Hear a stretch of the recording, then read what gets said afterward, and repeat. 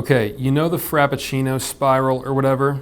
It's that series of numbers where each number is the sum of the previous two numbers, and it shows up all over mathematics and nature and stuff. Like things just naturally tend to do this. Well, that's how I want you to think about act structures. Act structures are not arbitrary traditions that storytellers follow.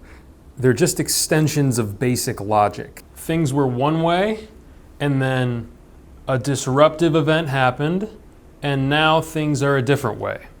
That's an act structure. Odds are your story will have an act structure whether you try to give it one or not. Act structures are not formal guidelines. They were not invented by Sir John Act Structure in 1704. They are just ways to describe the natural flow of story. But if we're talking about the natural flow of your favorite song or podcast, well, oh baby, here comes the sponsor of today's video, Raycon. It's 2023. Are you guys seriously still using earbuds that don't allow you to boost your bass? Lame. It's not a problem for Raycon. They got specialized sound profiles to optimize different genres, not to mention killer noise isolation. This allows me to go on walks through the noisier parts of town, work in loud cafes, and basically hang out anywhere and listen to music without sacrificing quality and clarity. Oh, also, we're coming up on a birthday. You know whose birthday it is? It's Raycon. They're turning 6, and for such a new brand, their ascent into the highest levels of the premium audio space has been, groundbreaking. And now they're expanding their business into Raycon Home and Raycon PowerTech, so needless to say, they're killing it. 78,000 5-star reviews. Get out of here, 78,000? And I got another number for you, 32, as in 32 hours of battery life. Do you know how much frolicking I could do in 32 hours? Do you want to support my frolicking habit or just my channel in general? Then help me celebrate Raycon turning 6 with their biggest sale of the year going on now. Hurry now to buyraycon.com/LSM and use code BIRTHDAY to get 20 to 40% off site-wide. With code BIRTHDAY, you can get them for less than $80 today. Now, I lumped the topic of act structures together with character arcs because quite frankly, I see them as inseparable, and I think you'll see why if I can get this across in a way that's not abhorrently messy. In basically every story ever, the first act, or at least the first chunk of the first act, functions as the status quo. We're dropped into the story world right before the crazy shit happens, so that we can see how things normally are. We get to see the characters pre-arc. They have unbothered beliefs. If there's one thing I need from my first act, it's a sense of the deepest, most fundamental beliefs of the characters. Not what they want. A want is too shallow. Wants are extensions of beliefs. So you can't just say, oh, my protagonist's goal is she wants to be an astronaut, because what does that mean? On a thematic level, that's fluff. It's like if I asked what the model of your car was and you said blue. It's not deep enough. You need to trace that want back to a belief. If the want is, I want to be an astronaut, maybe the belief is, space is a way for me to run away from my problems. And suddenly we reach the actual heart of the character. She's an escapist.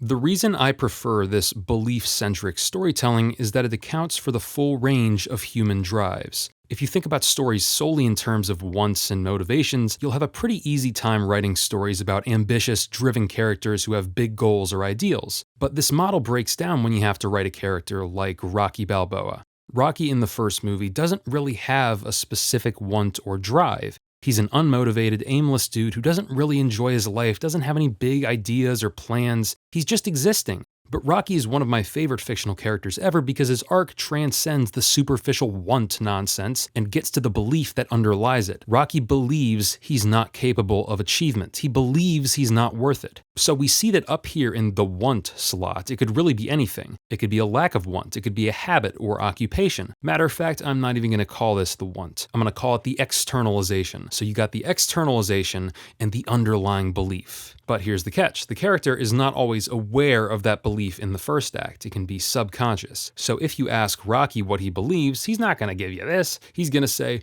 oh, I'm just a bum. My life's okay. I'm all right. I'm a loser. That's how it is. So we've distilled the character into two components, the externalization and the big, ugly self-belief underneath it all. In Act 1, we get the externalization, the behavior or the superficial want. And when another character asks about it, hey, why are you like this? We get the lie. In Act 1, the character is not even aware of the deeper belief. Rocky does not realize that he has extremely low self-esteem because the lie is working like a charm. That's the Freudian ego. So the belief, the self-belief, is the thing your character is up against. That's the big dramatic question. Can they overcome the belief? This belief I speak of is also called the wound. It's true that no one escapes childhood unscathed, so in a sense, the fundamental belief is the wound, but I think the term wound implies that the writer must put the trauma first and foremost, constant flashbacks to dead wife and so on and so forth, whereas I prefer to put the focus on the belief caused by the trauma. I also don't like the word wound because it's very moralizing, and I want a vocabulary that not only works for stories about heroes overcoming their problems, but for any character undergoing any change. Hence, moral neutrality. That's the name of the game here. Stay with me. A lot of writers talk about arcs in terms of flaws and lessons. A character starts with a flaw, and they have to learn a lesson and overcome that flaw. This language is rather common because it is indeed a helpful way to conceptualize character arcs, but I think I can do better. My problem with the flaw/lesson system is that it doesn't account for the fact that growth means different things for different people. If Blover's arc is about her learning to open up about her feelings, then as per the flaw lesson model, opening up about your feelings is designated as the good end of the spectrum. You've moralized your arc, and you've locked yourself into hard definitions of what constitutes good change and what constitutes bad change. But if you remove the moral blinders, you realize that Wingus, the supporting character who does share his feelings all the time, isn't just a friend character here to offer good advice. He actually needs to travel in the opposite direction. He needs to learn emotional self-sufficiency. But isn't that negative change? Not for him, it's not. Growth is defined on a person-by-person basis, not according to some universal moral scale. These arcs are polar opposites, yet both involve positive growth. And in the case of my characters having perspectives on a theme method, they'd be happening in the same story. If you have a protagonist and you know their journey, you can create a supporting character very easily by taking the protagonist's arc and flipping it. Is your protagonist a goal-oriented hustler who needs to let go of the grind and live a little? Have them meet a vegetatively chill gamer who needs to take control of their own life. Maybe they're friends, maybe they're enemies, maybe they're lovers, but they certainly have a lot to learn from each other. Conflict will blossom naturally between them. Explore their origins. How did they get this way? They can talk about it. They can open up to each other. They can playfully tickle each other's feet in the bath, and it will all be thematically relevant. An arc is just a character moving from one orientation on a theme to another. Personally, I figure out what those movements are going to be, and then I build a plot that facilitates them, which is very difficult. Usually the first question is, what would prompt this character to move from one orientation to the other? If you want them to change, you need to present them with a situation that stumps them. This is the beginning of the second act. Their original orientation? It suddenly doesn't work. Art is a very emotional thing, so maybe the emotionally defensive Blover has to pass an art class, and her usual strategy of just strong-arming everything isn't going to work this time. Suddenly, old reliable is no longer reliable. Blover will have to change, and you can do this with any character. A natural peacekeeper meets a renegade who can't be reasoned with. A people-pleaser who neglects their own needs contracts a serious illness. A physicist meets a ghost. It's about challenging the core assumption. And if all of your characters represent different perspectives on a theme, the way to challenge their core assumptions becomes very obvious. You introduce them to each other. Now, do they all learn and grow from their conflict? Maybe, but that's a very moralistic way of thinking about it. A character like Harvey Dent from The Dark Knight has the exact same style of arc. He believes in his original orientation and then it fails him, so he shifts to a different orientation. Side note, I'm counting a shift as a change in core convictions, preferably one that arouses action. It just so happens that Harvey becomes a villain, but if you strip away the moral dimension, it's just an arc. Does this mean all arcs are the same? Negatory. If that was a Type A arc, then here's what a Type B arc would look like. You show your protagonist the road to change, you cover it in blinking arrows that say, hey, you have the option to go this way, but in the end, they still choose not to change. Blover gets so close to opening up, she paints a beautiful picture that reflects her childhood trauma, but instead of finishing it, she destroys it. Your character dips their foot in change, but says, nope, not for me, and decides to hold their ground. I just described Luke Skywalker, but I also described Robert De Niro's character in Heat. One's a hero, one's a villain, both have the same relationship to change. But that dipping the foot in is absolutely necessary. The longer and more deeply they explore a different orientation, the better. Their journey up that path is what makes their eventual decision to turn back meaningful. They didn't like what they saw, or they did, but their deeper beliefs won over, and they returned to them with a sober new understanding. Now, me lumping all arcs into two categories is going to get some eye rolls, I know that, but hear me out. The character has either undergone a meaningful shift by the end of the story or not, right? Like, it's one or the other. Even if they go back and forth and straddle the line between two perspectives, one should theoretically win over in the end, and it should manifest in a choice. Either the character adopts new convictions by the end of the story, or they don't. Simple as that. Of course, I'm excluding static characters, but don't sleep on them either. They can be elemental forces that exist in your story to serve as extreme examples of the different perspectives. Oftentimes, they're the proverbial walls that your dynamic characters bounce off of, and they're vital. Sometimes trying to give them an arc is the wrong decision because they serve the story best when they're situated in the far corners. The Last of Us is the best example that comes to mind when I think of this. Joel encounters another father figure, Henry, who has made it his purpose to care for a child, and Henry is a little further down that road than Joel is. Without spoiling too much, Joel gets to see one potential future for how his relationship with his own surrogate child might play out, and I think it's a really cool use of supporting characters. Another important point about arcs and stories in general, I feel like they have to end. They are finite.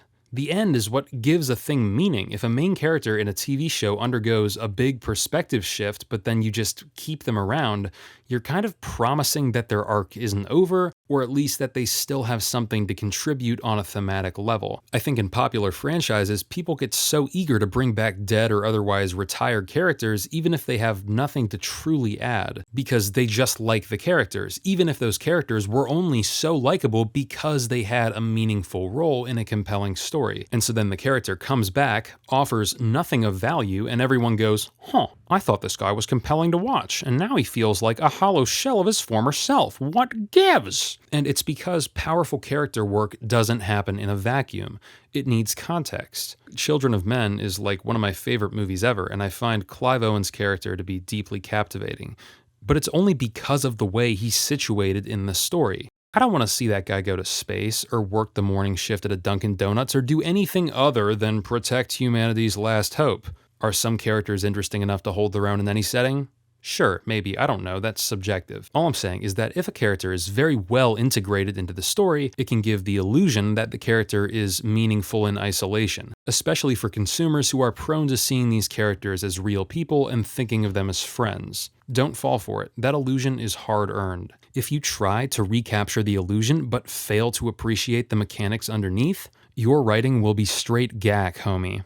Returning to my earlier point, remember that you don't have to have the plot figured out yet. It's perfectly okay to just write, moment where Blover realizes she doesn't have to do it alone, and have no idea what that scene actually looks like. Use an emotional placeholder. Get the soul of your story mapped out. Don't worry about the execution yet. I've kind of realized that the emotional roadmap of any story can be transplanted onto any setting, any genre, whatever. You could do any Shakespeare play in space. You could take the emotional framework of Interstellar, but swap out time dilation with wizards and magic. Don't worry about that stuff. Just map out the emotional and philosophical journey you want each character to take. Enneagram.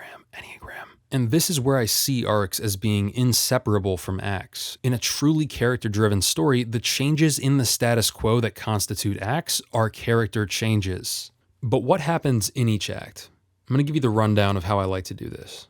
Act 1. How it be. You're showing the characters living in their original belief. Things have been this way for a while. Maybe you take some time to explain why, maybe you hold off on that. The main thing is you show the status quo, the societal status quo, the emotional status quo, the starting point. Tell us what your characters are all about. The phrase "save the cat" is used to refer to a character's "here's what I'm all about" scene. And you need these for every character, big and small, for the dynamics between characters. This is key. If you can, give us an interaction between every pair of major characters, or at least let us know how they think about each other. They can think about changing the status quo, they can talk about changing the status quo, but the moment they do, the moment the status quo changes, boom, Act 2, or just like the middle chunk. Beginnings are straightforward, endings are fun and cathartic, but what about, the majority of your thing? I've seen many cool approaches to Act 2. One way to handle it is cool little vignettes. Cool little vignettes for days. Look at a story like The Green Knight. The middle chunk is just a series of isolated scenes where the protagonist meets a cool supporting character, has an interesting conversation, and then moves on to the next. When McCoob's storytelling broke down this style of second act, he used Finding Nemo as an example. The middle is carried by Marlin and Dory just going from thing to thing, meeting kooky creatures.